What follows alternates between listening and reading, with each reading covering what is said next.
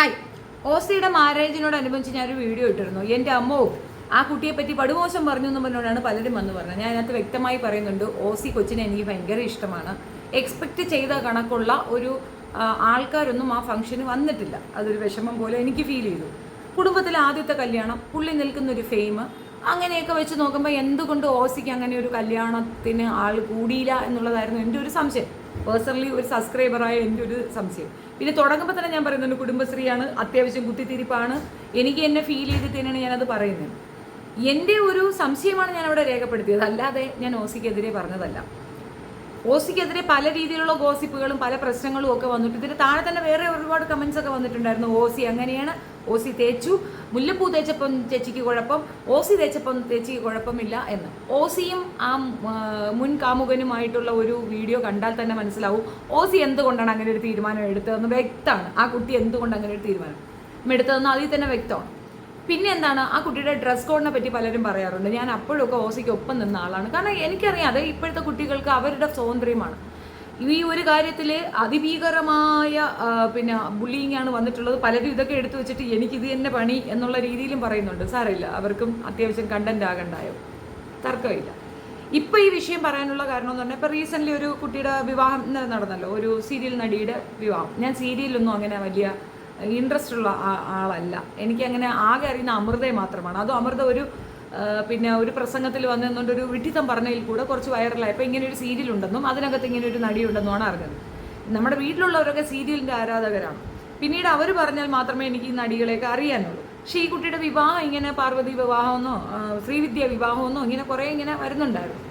കുട്ടിയെ ഞാൻ കണ്ടിട്ടില്ലാത്തത് കൊണ്ട് തന്നെ എനിക്ക് വലിയ പരിചയമില്ല. പക്ഷേ ഇപ്പം റീസെൻ്റ്ലി നടന്ന ഒരു വിഷയവും ഇതും കൂടെ മാച്ചപ്പ് ചെയ്യുമ്പോഴത്തേക്ക് സത്യം വന്നാൽ സങ്കടം തോന്നിയതുകൊണ്ട് മാത്രം പറയുന്നതാണ്.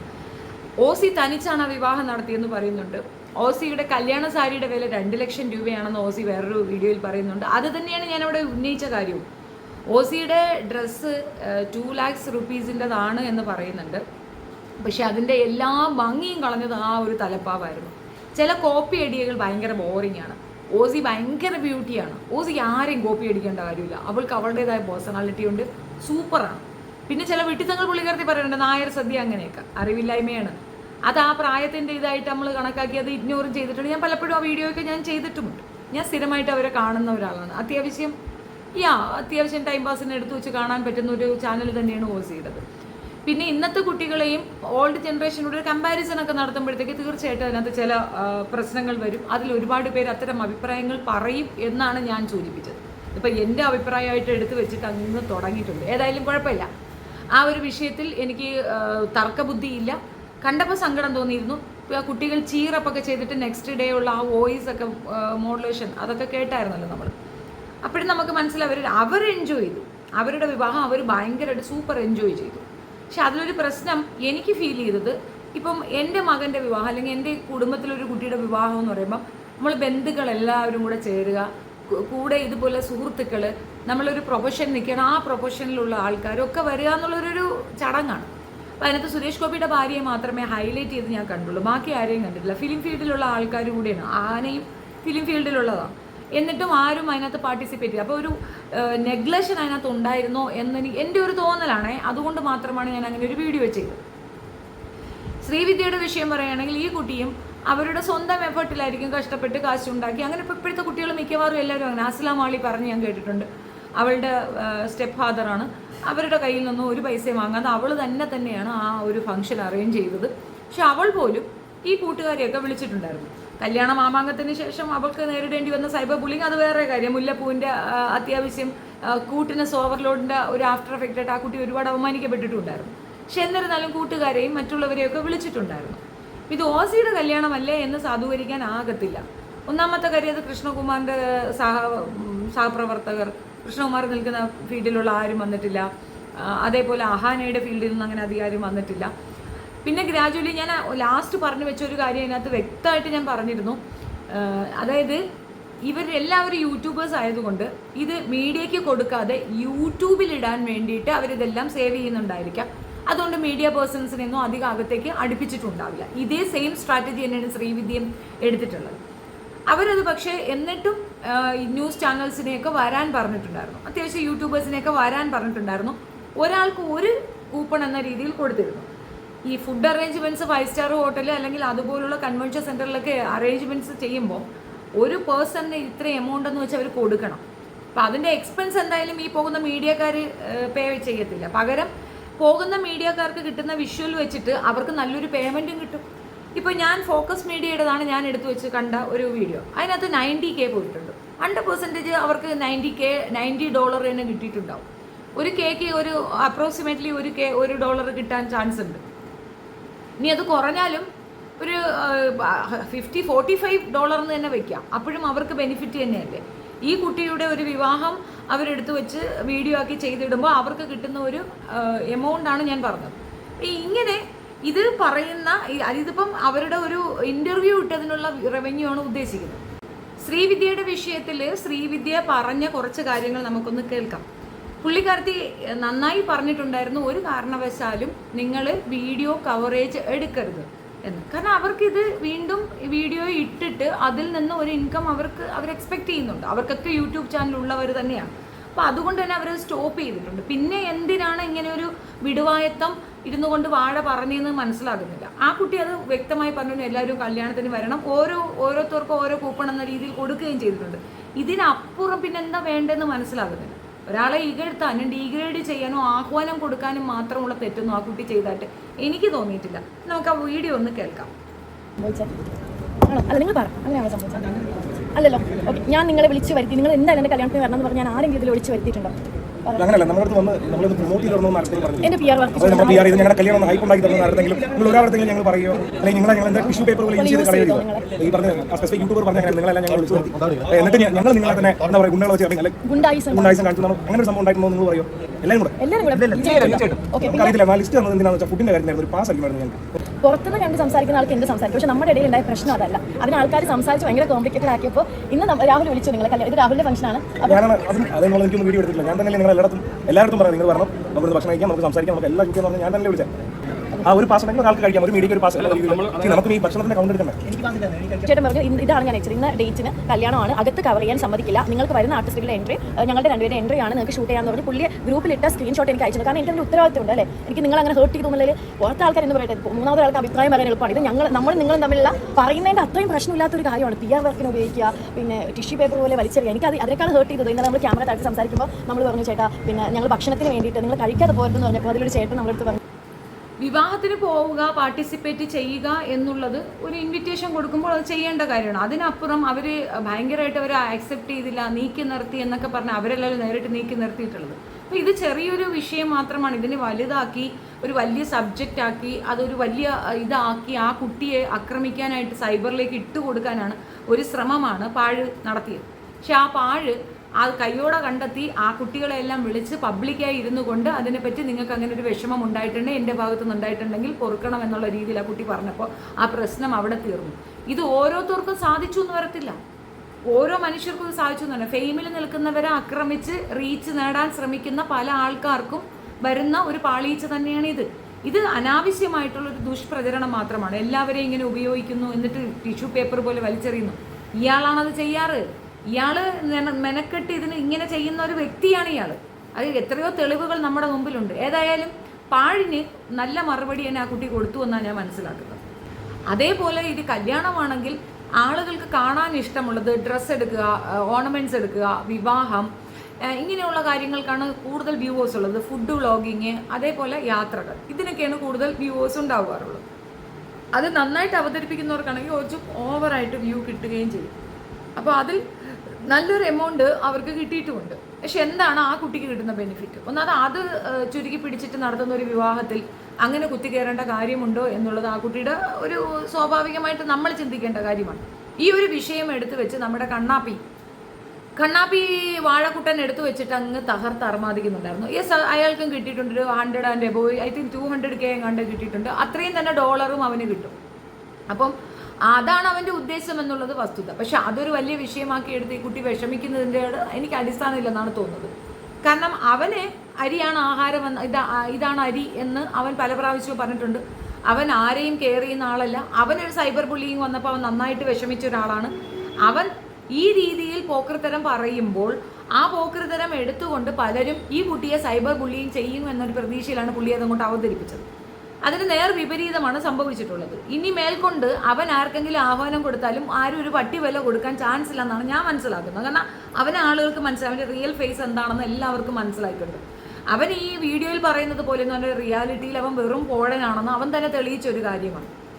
ഈ അവൻ്റെ ടീം അംഗങ്ങളെ കൊണ്ട് ഇപ്പം ഞാൻ ഓസിക്ക് വേണ്ടി ചെയ്ത വീഡിയോയെ എടുത്തു വെച്ച് ചെയ്യിക്കാനൊക്കെ പറഞ്ഞ് ആഹ്വാനം കൊടുക്കുന്ന വോയിസ് റെക്കോർഡൊക്കെ എൻ്റെ കിട്ടിയിട്ടുണ്ട്. അപ്പോൾ അതൊക്കെ നല്ല കാര്യം തന്നെയാണ്. മറ്റുള്ളവരെ എങ്ങനെ ആക്രമിക്കാം എന്നുള്ളത് അവൻ്റെ ഒരു ശീലമാക്കി വെച്ചിരിക്കുന്നിടത്ത് ആ വാഴത്തോട്ടത്തിനെ പറ്റി നമ്മളെന്ത് പറഞ്ഞിട്ട് എന്ത് കാര്യം? സ്വയം ഒരു ബുദ്ധി ഉണ്ടാവണം. നമ്മൾ ഈ ചെയ്യുന്നത് കൊണ്ട് മറ്റൊരാൾക്ക് ഒരു വിഷമം ഉണ്ടാകാൻ പാടില്ല എന്നൊരു ടൈം അവർക്കുണ്ടാകണം. പ്രത്യേകിച്ച് ആ പെങ്കൊച്ച് പറയാത്തൊരു കാര്യമാണ്, നിങ്ങളെ ടിഷ്യൂ പേപ്പർ പോലെ ഉപയോഗിച്ച് കളഞ്ഞു. അതൊക്കെയാണ് ആ കുട്ടിക്ക് ഭയങ്കര വിഷമം വന്നത്. അക്സെപ്റ്റൻസ് കൊടുത്ത മീഡിയക്കാർ 1-2 പേര് വന്നാൽ മതിയാകും. അല്ലെങ്കിൽ ഒരു മീഡിയ എന്ന് പറയുമ്പോൾ ഒരാൾ വന്നാൽ മതിയാവുമല്ലോ. എല്ലാവരും കൂടെ കുത്തിക്കയറി ആ കല്യാണത്തിന് പോയി ആ സദ്യ കഴിക്കാൻ പോകുന്നത് തെറ്റ് തന്നെയാണെന്നാണ് എൻ്റെ അഭിപ്രായം. പണ്ട് നമ്മുടെ നാട്ടിൻ പുറത്തൊക്കെ ഇങ്ങനെയാണ്, ഒരു 500 രൂപ എങ്ങനെ കൊണ്ടുപോയി കൊടുക്കും, എന്നിട്ട് ആ കുടുംബത്തിലുള്ള എല്ലാവരും പോയി അവിടുത്തെ ഫുഡും കഴിക്കും.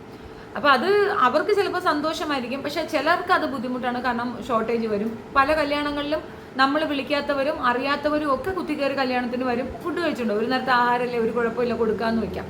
പക്ഷെ നമ്മൾ കാറ്ററിങ്ങിനാണ് ഇത് കൊടുത്തിരിക്കുന്നതെങ്കിൽ അവർ തല എണ്ണിയായിരിക്കും ഇതിൻ്റെ ഒരു റേറ്റ് വയ്ക്കുക. ഒരു എക്സസ് ആയിട്ട് ഒരു കുറച്ച് വെച്ചിട്ടുണ്ടാവും. അതിൻ്റെ മുകളിലേക്ക് ആൾ കയറിയാൽ അവരെ കയ്യിൽ നിന്ന് വിട്ടുപോകും. അപ്പോൾ അങ്ങനെയൊക്കെ വരുമ്പോൾ ഒരു കൺട്രോൾ നല്ലതാണ്. സെക്യൂരിറ്റിയൊക്കെ വെക്കുന്നത്. പിന്നെ സെലിബ്രിറ്റി മാരേജുകളിലൊക്കെ നല്ല പോലെ ഇതുപോലെ ഒരു ഇതുണ്ടാവും, സെക്യൂരിറ്റി ഇത് തന്നെ ഉണ്ടാകും. അപ്പം അത് അവരുടെ ഒരു സെക്യൂരിറ്റി റീസൺ കൊണ്ട് ചെയ്യുന്നതാണ്. ഇതൊക്കെ മനസ്സിലാക്കാൻ മലയാളികൾക്ക് മനസ്സിലാകുന്നില്ല എന്നുണ്ടെങ്കിൽ ഒന്നും പറയാനില്ല. പിന്നെ ഇവരുടെയൊക്കെ മൊത്ത വക്താവായിട്ട് എടുത്തു വെച്ച് ഇതങ്ങോട്ട് ചെയ്താൽ അനുബന്ധമായി എല്ലാവരും കൂടെ ഇതെടുത്ത് വെച്ച് അങ്ങോട്ട് അർമാദിക്കും എന്നുള്ളൊരു ബോധം ഉള്ളതുകൊണ്ടാണ് ആ പെൺകുട്ടി ഭയപ്പെട്ടെന്ന് തോന്നുന്നു. സോഷ്യൽ മീഡിയ ഭയക്കേണ്ട ഒരു ആവശ്യമുണ്ട്. കാരണം അവരുടെ ജീവിതം തന്നെ ഈ രീതിയിൽ ഫെയിമിൽ നിന്നിട്ട് കിട്ടേണ്ടത് തന്നെയാണ്. ഇപ്പം വിവാഹം കഴിഞ്ഞെന്ന് വെച്ചിട്ട് ഒരു ഈ സീരിയൽ മേഖലയിൽ നിന്ന് മാറിപ്പോവുന്നില്ല. അപ്പോൾ അവരുടെ ഒരു ജീവിത മാർഗവും കൂടെ അതിനകത്ത് റിലേറ്റ് ആയതുകൊണ്ടായിരിക്കും ആ കുട്ടി ഇങ്ങനെ ഒരു എക്സ്പ്ലനേഷൻ തന്നത്. പറയുന്നതിനെ വളച്ചൊടിക്കാതിരിക്കാൻ ശ്രദ്ധിക്കുക എന്നുള്ളത് കൊണ്ടാണ് ഞാൻ ആ ഓസിയുടെ വിഷയവും കൂടെ ഇതിനകത്ത് മാച്ചപ്പ് ചെയ്ത് പറഞ്ഞത്. പിന്നെ ഇതിൻ്റെ അനുബന്ധിച്ച് എനിക്ക് വേറൊരു കാര്യം പറയാനുള്ളത്, ഓസിയുടെ ഒരു അനിയത്തി വളരെ സൂപ്പറായിരുന്നു. ഡ്രസ്സും അവരുടെ ആ ഒരു ഇതുമൊക്കെ ഞാൻ വളരെ നന്ദി, എനിക്ക് ഭയങ്കരമായിട്ട് ഇഷ്ടപ്പെട്ടിട്ട്. വാസ്തവത്തിൽ ഓസി ഫാനാണെങ്കിലും ആ കൂട്ടത്തിൽ ഭംഗി ഇപ്പോൾ എനിക്ക് തോന്നിയത് ആ 2ാമത്തെ കുട്ടിയാണ്. ഭയങ്കര ഭംഗിയായിരുന്നു, അതിനെ കാണാൻ നല്ല രസമുണ്ടായിരുന്നു. ബാക്കി അഹാനയാണ് സൂപ്പർ എന്ന് പറയുന്നതിനേക്കാൾ ഉപരി ആ 3ാമത്തെ കുട്ടി, ഓസിയുടെ അടുത്തൊരു കുട്ടിയുണ്ട്, അത് ഭയങ്കര സൂപ്പറായിരുന്നു. അത് ഇട്ടിരുന്ന ഒരു ഡ്രസ്സിനെ പറ്റി എനിക്ക് പറയാൻ ആഗ്രഹമുണ്ട്. കാരണം അവൾ തന്നെ അവളുടെ ഇതിനകത്ത് ഇന്നലെ എങ്ങാണ്ടാണ് പോസ്റ്റ് ചെയ്തത്. ഞാൻ ഒരുപാട് ആലോചിച്ച്, ഈ ഡിസൈൻ ഭയങ്കര സൂപ്പറാണല്ലോ, ഈ ഡിസൈൻ എവിടെ നിന്നായിരിക്കും, ആരായിരിക്കും എന്നൊക്കെ ഒരു കൺഫ്യൂഷൻ എനിക്ക് ഭയങ്കരമായിട്ടുണ്ടായിരുന്നു. അതിൻ്റെ കളർ ഇത് ഗ്രീൻ, ഡാർക്ക് ഗ്രീനാണ് അവർ ഉപയോഗിച്ചിരുന്നത്. അത് നിങ്ങൾ കണ്ടാൽ നിങ്ങൾക്ക് മനസ്സിലാവും, അത് മെർലിൻ മൺറോയുടെ ഡ്രസ്സ് കോപ്പി അടിച്ചതാണ്. പക്ഷേ അടിപൊളിയായിരുന്നു. അതിൻ്റെ ആ ഒരു പുതിയ വേർഷൻ പോലെ അവരുണ്ടാക്കിയെടുത്തത് ഭയങ്കര സൂപ്പറായിരുന്നു. സത്യത്തിൽ അക്കാലഘട്ടത്തിലെ കുറേ ഡ്രസ് കോഡൊക്കെ ഇപ്പോൾ ഫോളോ അപ്പ് ചെയ്തിട്ട് കൊണ്ടുവരുന്നുണ്ട്, കുറച്ചുകൂടെയൊക്കെ മോഡേൺ ചെയ്തിട്ട്. അതും ഇതിൻ്റെ കൂടെ പറയണമെന്നാഗ്രഹം. ബാക്കി ആരുടെയും ഡ്രസ്സിനേക്കാൾ ഉപരി ഹൈലൈറ്റ് ചെയ്ത് നിന്നത് ആ കുട്ടിയുടെ ഡ്രസ്സായിരുന്നു. ആ പിങ്ക് അത് ഭയങ്കര സൂപ്പറായിരുന്നു. അവളുടെ മേക്കപ്പ്, ഒരുക്കം ഒക്കെ ഭയങ്കര സൂപ്പറായിരുന്നു. അപ്പം ഇത് നമ്മൾ സാധാരണ ഇപ്പോൾ ഒരു വിവാഹ ചടങ്ങിൽ ചെല്ലുമ്പോഴത്തേക്ക് നമ്മൾ ഏറ്റവും കൂടുതൽ ബ്രൈറ്റായി നിൽക്കേണ്ടത് ബ്രൈഡായിരിക്കും. അതുകൊണ്ടാണ് ഏറ്റവും കൂടുതൽ ജുവൽസൊക്കെ ആ കുട്ടിക്ക് തന്നെ കൊടുക്കുന്നതും അവരെ കൊണ്ട് ഇടിപ്പിക്കുന്നത്. മിക്കവാറും വീട്ടിൽ അമ്മ പോലും ആ ഒരു ചെറിയൊരു മാലയൊക്കെ ഇട്ടിട്ട് ബാക്കി ഉള്ളതെല്ലാം മകൾക്ക് ഇട്ട് കൊടുക്കും. അതിൻ്റെ റീസൺ എന്താണെന്ന് പറഞ്ഞാൽ ആ ദിവസം അവരുടെ ദിവസമാണ്, ആ ദിവസം അവർക്ക് വിട്ടുകൊടുക്കുക എന്നുള്ളതാണ്. ആ ദിവസം അവരെ ശരിക്കും പാമ്പർ ചെയ്യുക, അല്ലെങ്കിൽ ശരിക്കും അവരെ ഹൈലൈറ്റ് ചെയ്യുക എന്നുള്ളതാണ്. അപ്പോൾ ഈ അവർക്ക് ചിലപ്പോൾ ഓസി അത് ആഗ്രഹിക്കുന്നുണ്ടാവത്തില്ല. ഓസിക്ക് ലൈറ്റ് മേക്കപ്പ് ആയിരിക്കും ഇഷ്ടം, ഓസി തന്നെയാണ് മേക്കപ്പ് ചെയ്തിട്ടുണ്ടാവും, അതൊക്കെ ഓസിയുടെ ഇഷ്ടം. പക്ഷേ ഓസിക്ക് അങ്ങനെ ഒരു പേഴ്സണൽ ചോയ്സ് എടുക്കുന്ന ഒരു അവസ്ഥ ഇപ്പോഴില്ല. കാരണം ഓസി അത്രയും പേര് സ്നേഹിക്കുന്നുണ്ട്, അത്രയും പേര് ഓസിയുടെ ഫോളോവറാണ്, സബ്സ്ക്രൈബേഴ്സാണ്. അപ്പോൾ അവർക്ക് അവരുടേതായ അഭിപ്രായം ഉണ്ടാവും. ഐ ഹാവ് ഓൾസോ, എനിക്കും ഉണ്ട് അഭിപ്രായം. ആ കുട്ടിയുടെ ഫോളോവർ എന്ന നിലയിൽ അല്ലെങ്കിൽ അവളുടെ സബ്സ്ക്രൈബർ എന്ന നിലയിൽ എനിക്ക് ആ കുട്ടിയുടെ കാര്യങ്ങൾ പറയാനുള്ള അവകാശമുണ്ട്. ക്രിറ്റിസിസം അക്സെപ്റ്റ് ചെയ്യാൻ പറ്റാത്തവർ സോഷ്യൽ മീഡിയയിൽ നിൽക്കരുത്. അപ്പോൾ എനിക്കെതിരെയും ഒരുപാട് ക്രിറ്റിസിസം ഒക്കെ വരാറുണ്ട്. Accept it. അതൊരു വൾഗർ ടൈമിലേക്ക് പോകാതിരുന്നാൽ മാത്രം മതി.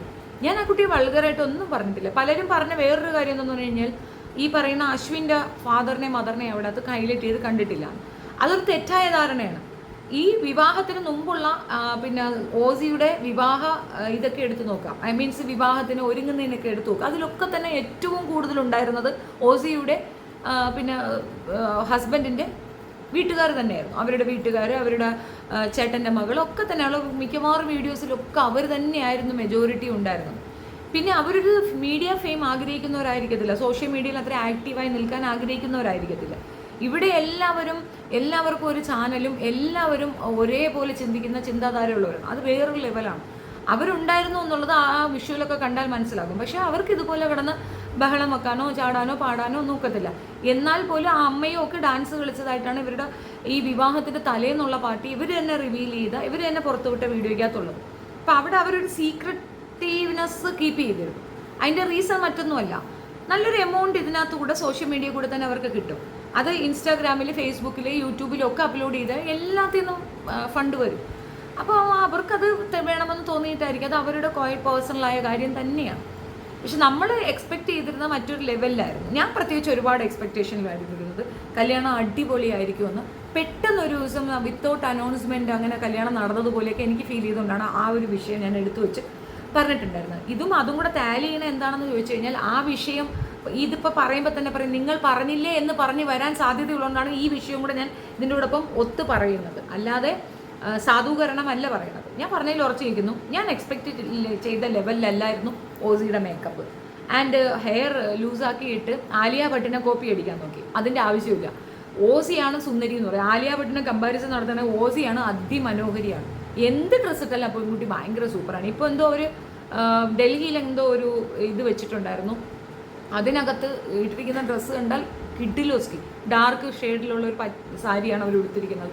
ഭയങ്കര സൂപ്പറായിരുന്നു. എന്ത് ഡ്രസ്സ് ഇട്ടല്ല ആ കുട്ടികളിട്ടാൽ ഭയങ്കര ഭംഗി തന്നെയാണ്. കാരണം അവർക്ക് അതിനുള്ള ആ ഭംഗി അവർക്കുണ്ട് തന്നെയാണ്. അത് കാണാൻ വേണ്ടി ഒരു കൗതുകം ഉണ്ട് നമുക്ക് എന്നുള്ളത് വസ്തുത. എനിക്ക് പ്രത്യേകിച്ചുണ്ട് കേട്ടോ. എനിക്ക് ആ കുട്ടികളുടെ ഞാൻ മിക്കവാറും അവരുടെ വ്ളോഗ്സ് മെനക്കെട്ടിരുന്ന് കാണുന്ന ആളാണ്. അതേപോലെ തന്നെ നമ്മുടെ പിന്നെ പേളി മാണിയുടെ ഡ്രസ്സിനോടൊന്നും എനിക്ക് പൊരുത്തമില്ല. നല്ല നമ്മളെ കേരളീയ വസ്ത്രമൊക്കെ പേളി ഇട്ട് കഴിഞ്ഞാൽ നല്ല ഭംഗിയായിരിക്കും. അത് ചിലപ്പോൾ നമ്മുടെ വ്യൂ പോയിന്റ് അങ്ങനെ ആയതുകൊണ്ടായിരിക്കും. ജനറേഷൻ ഡിഫറൻസ് വിൽ ബി ദെയർന്നോ. എനിക്ക് എൻ്റെ ഒരു കാലഘട്ടത്തിലെ ഓർമ്മകളായിരിക്കും നമ്മുടെ കണ്ണിലൊക്കെ ഉണ്ടാവുക. ഇപ്പോഴത്തെ കാലഘട്ടത്തിലെ ഡ്രസ്സ് മോശമൊന്നുമല്ല, നല്ല ഭംഗിയാണ്. പക്ഷെ അത് നമ്മൾക്ക് കുറച്ചുകൂടെ ഇഷ്ടം തോന്നുക അവരിടുന്ന ഇതാണ്. അവർ ഓണത്തിനൊക്കെ ഇവർ മൊത്തം ഈ ഫാമിലി മൊത്തം ഇടുന്ന ഡ്രസ്സുണ്ട്. അത് ഭയങ്കര സൂപ്പറാണ്, ഒന്നും പറയാനില്ല, ചാൻസേ ഇല്ല. ഞാൻ ആ ഡ്രസ്സുകളെല്ലാം നോക്കുന്നത്, അവരുടെ ആ മേക്കപ്പും മൊത്തത്തിൽ അവരങ്ങോട്ട് ഒരുങ്ങിയിരിക്കുമ്പോൾ ഒരു ഭയങ്കര കല തന്നെയാണ്. അതൊരു ഭയങ്കര ഇതാണ്. ബ്ലസ്ഡ് ആണ് സിന്ധു 4 മക്കളെ കിട്ടിയത്. അതൊരു ഭംഗി തന്നെയാണ് ആ കുഞ്ഞുങ്ങൾ. പിന്നെ അവർക്കിടയിൽ ഇൻറ്റേർണൽ പൊളിറ്റിക്സ് അതെന്താണെന്നൊന്നും എനിക്കറിയത്തില്ല. അത് പക്ഷേ ഒരു വിവാഹം എന്ന രീതിയിൽ കൃഷ്ണകുമാറോ സിന്ധുവോ അത് ആ റെസ്പോൺസിബിലിറ്റി കൃത്യമായി ഫോളോ അപ്പ് ചെയ്തില്ല എന്ന് എനിക്ക് തോന്നുന്നു. അവർ ഇതിൻ്റെ ഈ ഫംഗ്ഷൻ്റെ ഇടയ്ക്ക് കിടന്ന് ബഹളം വെക്കാനായിട്ടാണ് അവർ പോയത്. കുട്ടികൾക്കൊപ്പം നിൽക്കാനാണ് തോന്നിയത്. നമുക്കൊന്നും അത് സാധിക്കത്തില്ല.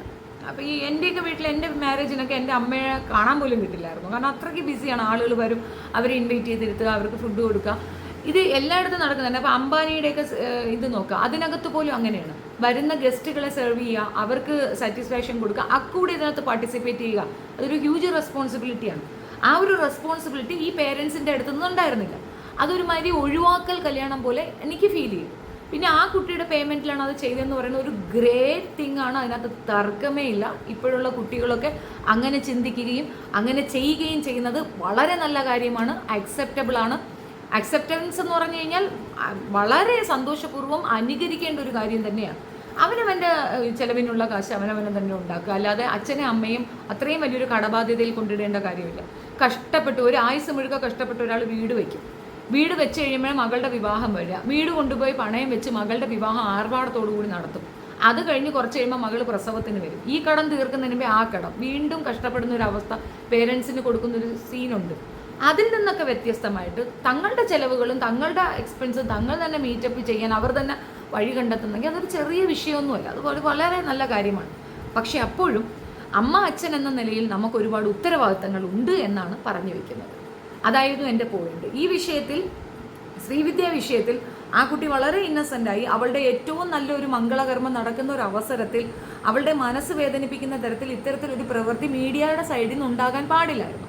അത് മറ്റൊന്നുമല്ല, അവർക്ക് ഇതിൻ്റെ വിഷ്വൽ കിട്ടി വിറ്റാൻ പറ്റാതെ അതുപോലെ തന്നെ സേവ് ചെയ്തതിൻ്റെ ഒരു ദേഷ്യം, അതിൻ്റെ ആ ദേഷ്യത്തിൻ്റെ ആഫ്റ്റർ എഫക്റ്റാണ് ഈ കാണിക്കുന്ന പേക്കൂത്തുകളെന്ന് മനസ്സിലാക്കിയത്. ഒരു ചടങ്ങിലേക്ക് പങ്കെടുക്കാൻ പോകുമ്പോൾ ഇടിച്ച് തള്ളി മീഡിയ ആണെന്നുള്ള പ്രിവിലേജ് കൊണ്ട് അങ്ങോട്ട് തള്ളി കയറി പോകുന്നതിന് പകരം അവർക്ക് അവരുടെ സ്പേസ് കൊടുക്കാനുള്ള മാനസിക വലിപ്പം മീഡിയക്കാർ കാണിക്കണം എന്നുള്ളതാണ് എൻ്റെയും ഒരു അഭിപ്രായം.